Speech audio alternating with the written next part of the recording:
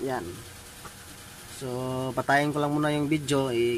Tuturo ko lang mamaya sa inyo kung saan ko tinuwid yung timing mark niya. Hello po, magandang araw po sa inyong lahat. So, magandang araw po sa aking mga subscriber at saka mga viewer. Sa mga naliligaw sa channel ko, magandang araw po sa inyong lahat. So, ngayon, meron akong konting kaalaman na gusto kong i-share sa inyo. Magtanggal tayo ng 4M40 na injection pump. Ipapakalibrate natin. So, ituturo ko sa inyo kung saan yung timing at sa mga dapat tanggalin.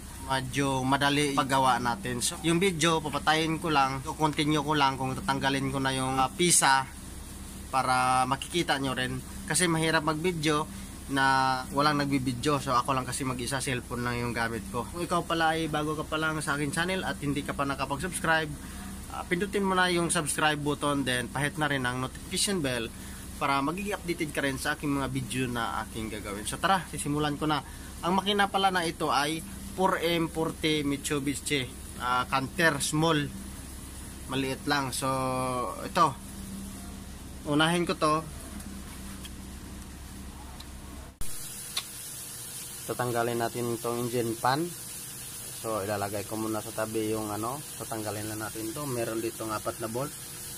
1, 2, 3, 4.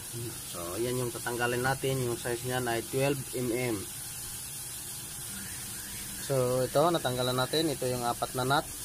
Yung size niya ay 12mm sa ating combination wrench. Ito yung ginamit ko. Yan.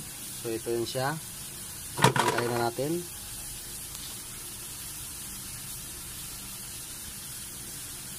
So hagupin nyo lang. Iningatan nyo lang yung radiator na hindi mapalo mga kapay nya. So yan, ipupos ko muna. So ngayon ito na, natanggal ko na. So tabi lang natin dito sa gilid dito kung saan pwede nyo ilagay. So kung hindi ka nakakasiguro sa timing mo na parang gusto mo talaga, kasi magta-timing tayo at magtatanggal tayo ng injection pump, ilagay na lang natin sa sigurado na hindi tayo pa ulit-ulit o kaya mamumroblema tayo. So tanggalin ko tong valve cover ito at saka ito, dalawa lang to. 12mm din na combination wrench ito. Yan, 12mm na combination wrench. Pause ko muna, papakita ko sa inyo kung tatanggalin ko to mamaya. So natanggal ko na yung dalawang bolt, ito at saka ito.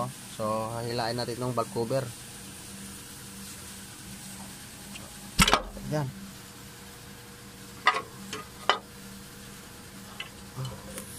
Yan, tanggal na.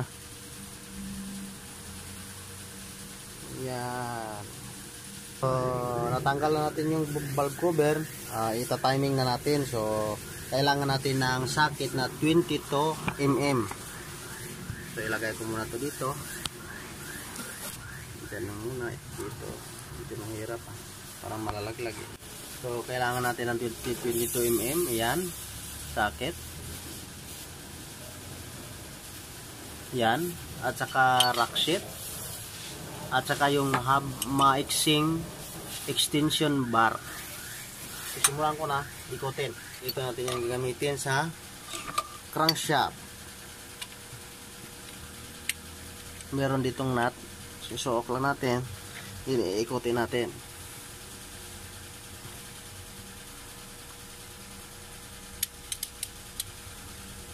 Yan. So patayin ko lang muna yung video. Tuturo ko lang mamaya sa inyo kung saan ko tinuwid yung timing mark nya. Tapos ko ng tiniming. So tingnan nyo na dito.